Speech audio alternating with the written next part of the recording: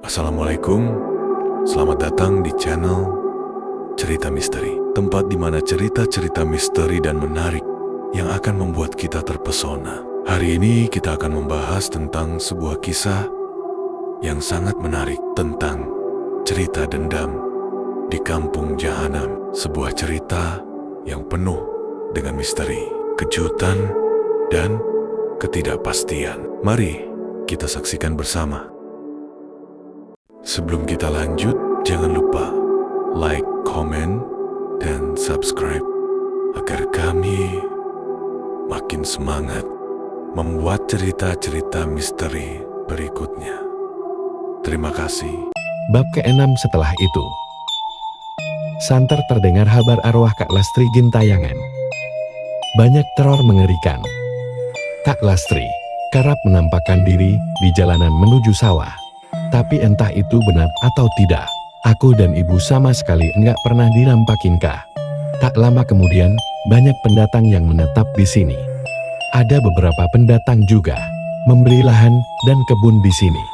Jelas Rini. Mendengar penjelasan adiknya Rati, hanya dia menyimak.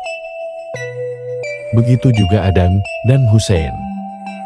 Rati bersiap-siap untuk mencari ibunya lagi. Tak apa tanpa bantuan warga pun, dia akan tetap mencari, pikirnya dan Sain. Aku minta tolong bawa Rini ke kota dulu ya. Aku mau lanjut cari ibuku Jarati pada dua temannya itu. Ya Kak, aku gak mau. Aku mau tetap cari ibu aja. Kita cari sama-sama kan lebih enak Kak. Tolak Rini. Iya Rati. Lebih baik kita cari sama-sama.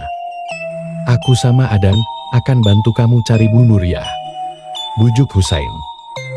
Iya, lebih baik kita usaha sama-sama di sini. Semoga saja Bu Nur bisa kita temukan. Bujuk Adan. Tapi aku takut kalau terjadi apa-apa sama Rini dan aku gak mau kehilangan anggota keluargaku lagi. Kakak enggak. Aku mau di sini aja cari ibu. Itu juga ibu aku Kak. Biarlah kita di sini sama-sama usaha. Aku juga pasti gak akan tenang mikirin kakak di sini. Bujuk Rini lagi.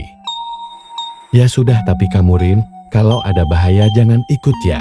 Kalau ada apa-apa kamu harus lari tinggalin kakak ya. Janji ya Rin. Rini hanya dia mendengar ucapan kakaknya siang itu. Mereka berempat memutuskan melanjutkan pencarian. Dengan menggunakan mobil, Adan tiba di lokasi perkebunan warga.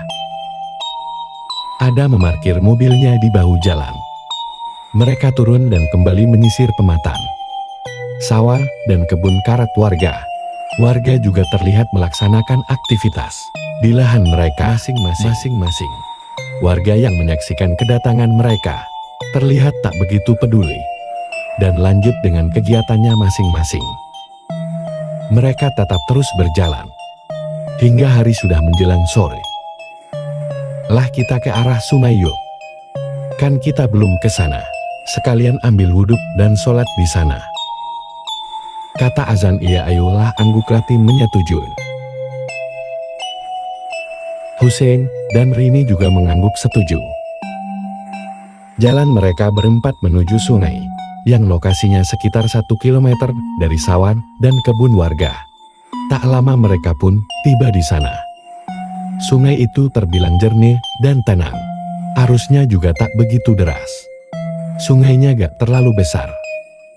Dulu banyak warga yang mandi di sungai ini. Sekarang sudah jarang karena warga sudah memasang dam. Rini azan.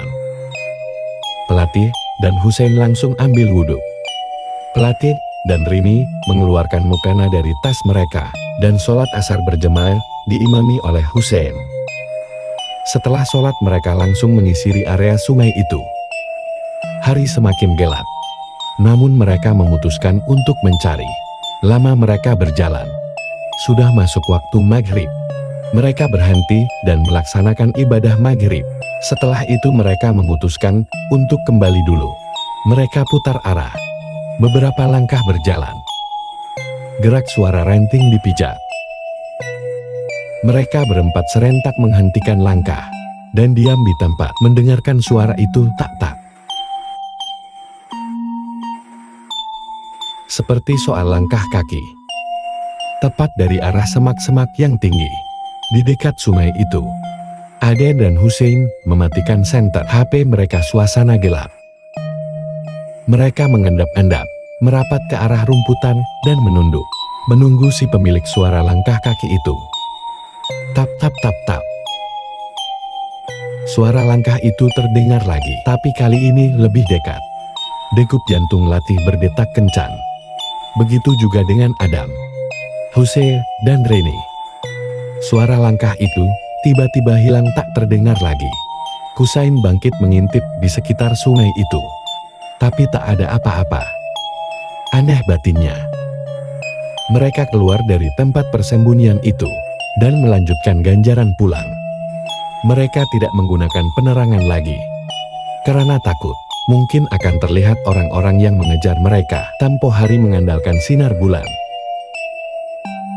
Mereka terus berjalan sampai tiba di area persawahan.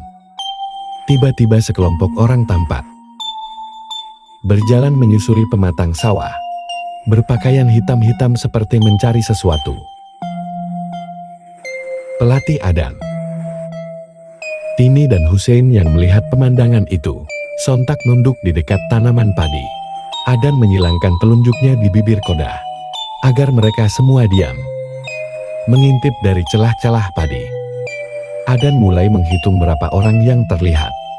10 orang terpantau di area itu.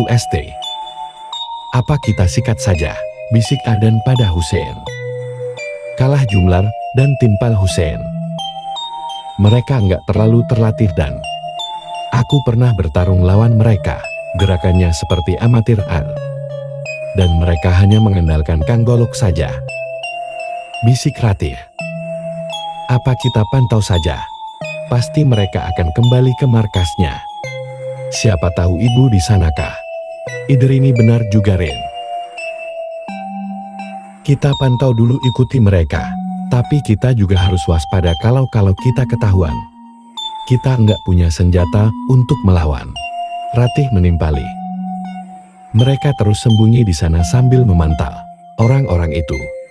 Tak lama seperti perkiraan, orang-orang itu mulai bergerak pergi ke jalan-jalan kampung. Pelatih Adan Hussein,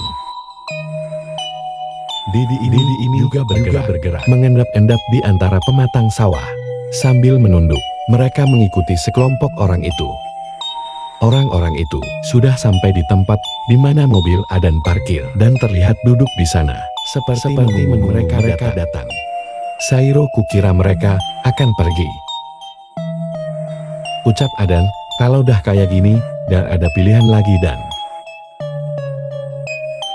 Kata Hussein, iya dah lama juga gak olahraga sain. Kayaknya bisa nih buat pemanasan. Ucap Adan sambil smart sambil mengepalkan tangan Ratih. Jaga Rini di sini dulu ya. Serahkan sama aku dan Adan.